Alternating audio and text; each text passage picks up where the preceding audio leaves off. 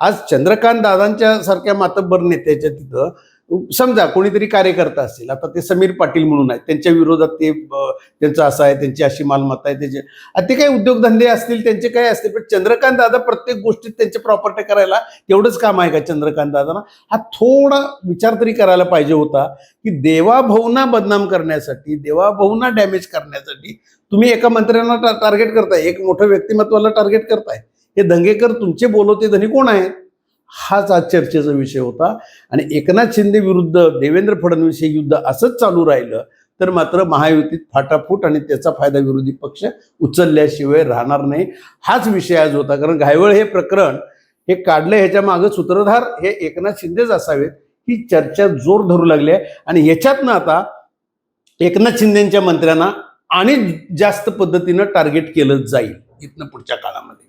मग मंत्रिमंडळातनं हकालपट्टी का करू नये इथंपर्यंत सुद्धा जाईल. रोहित पवार सुद्धा ह्याच्यावर लक्ष ठेवून आहे. रोहित पवार ह्या महायुतीतल्या भांडणाचे फायदे उचलणार निश्चितपणानं.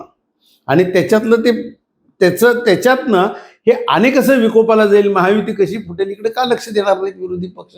आणि ह्याला खतपाणी आता होतं ह्या दोन प्रमुख नेत्यांच्या मधले मतभेद. हाच विषय आहे. चंद्रकांत दादा हे निमित्त मात्र आहे.